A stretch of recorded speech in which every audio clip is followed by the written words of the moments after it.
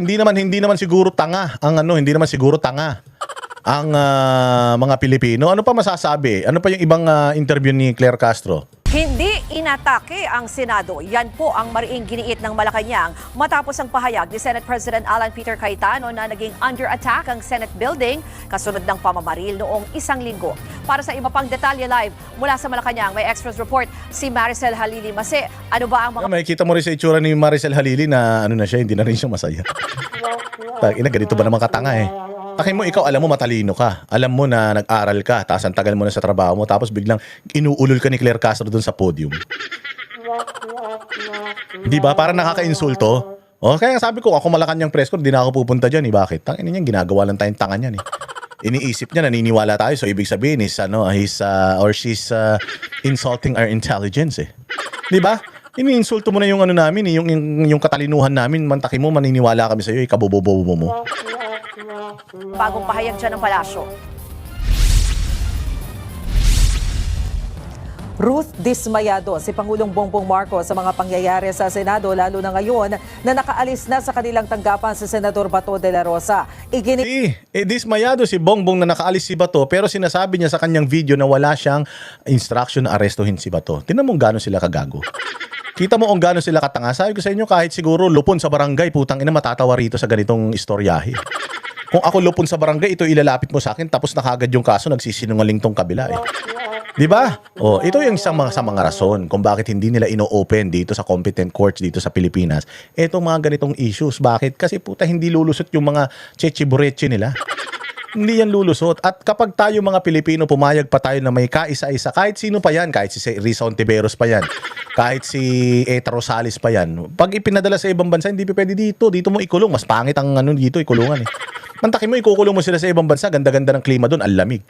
Libre pagkain doon, yung pagkain doon, mas masarap pa sa mga pagkain dito sa Pilipinas.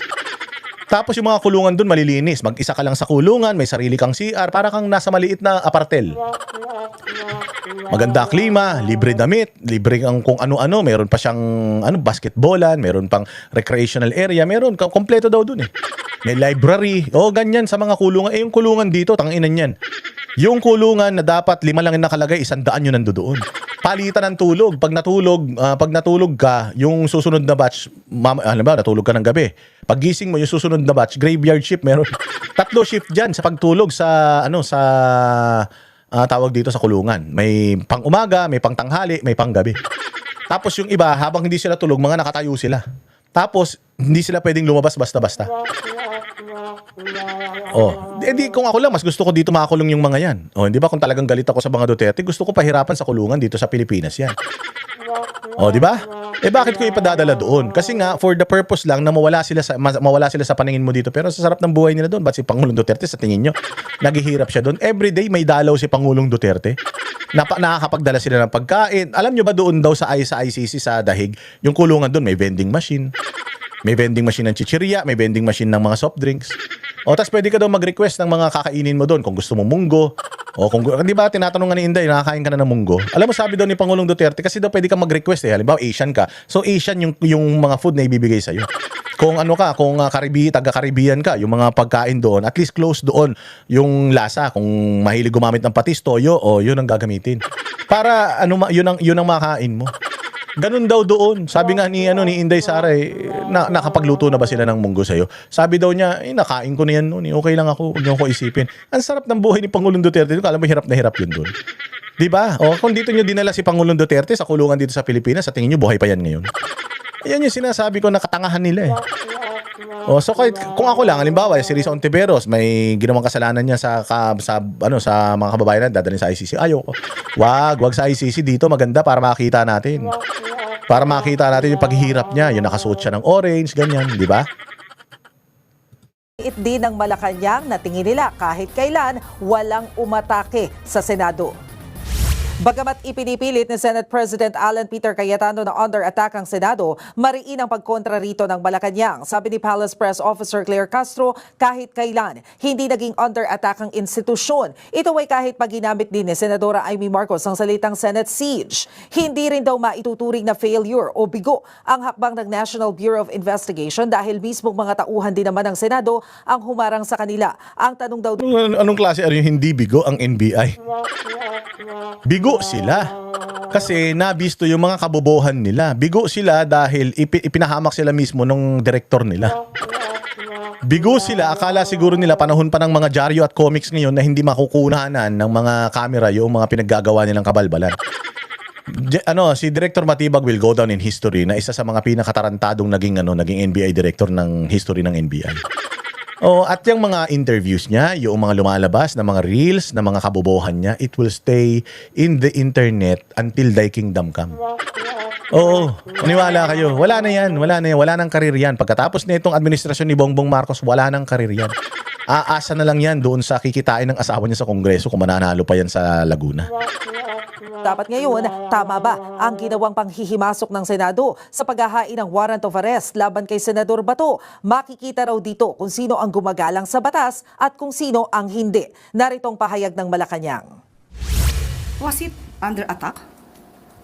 It was not. The Senate was not under attack. You can see that from the news, not only from the statements of the You can see that from the news. NBI and PNP. Huwag ka na kasi mag-English, di ka naman marunong mag-English eh. English ka pa ng English, tanga ka naman. Alam naman tao, tanga ka. Hindi mo ikinatalino yung pag-i-English mo, ano ka ba? It was only the statement made by Senator Alan Cayetano. So as far as we are concerned, as far as the government is concerned, Senate was never under attack.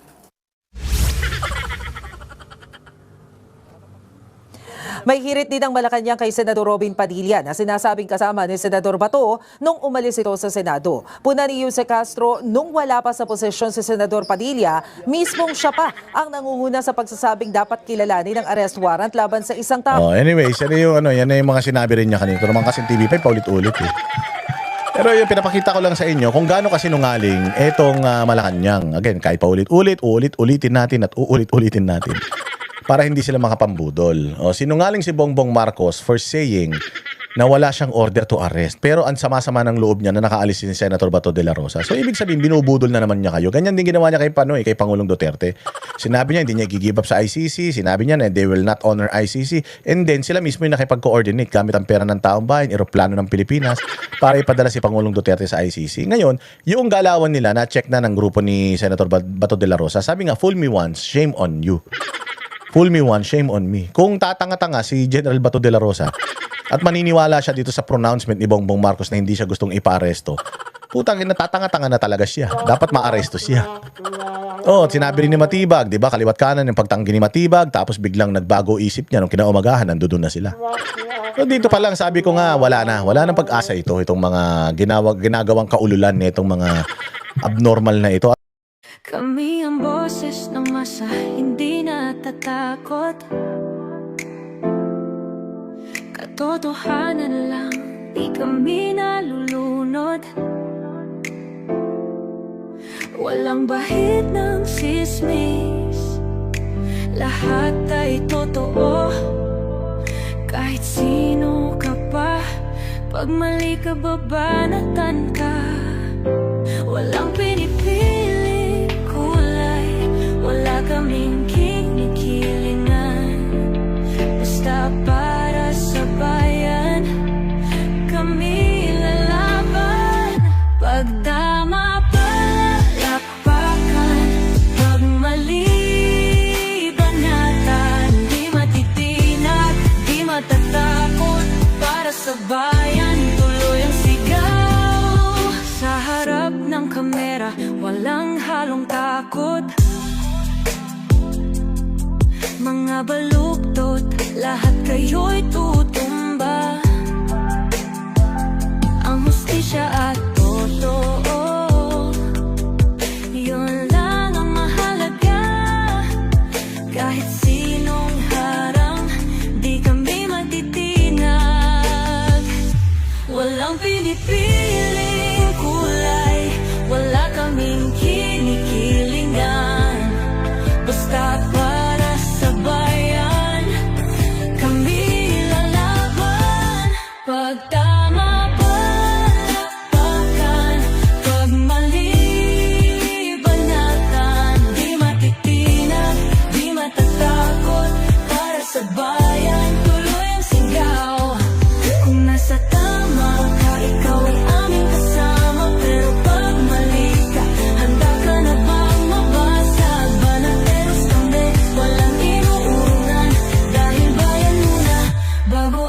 sarili.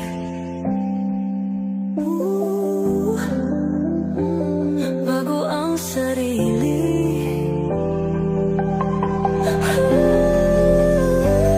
Pag tama palakpakan, pag mali banatan, banatesang sigaw, katotohanan ang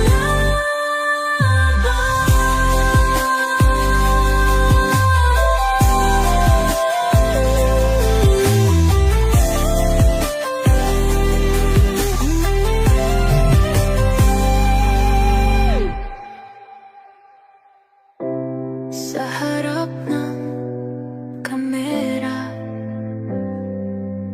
wala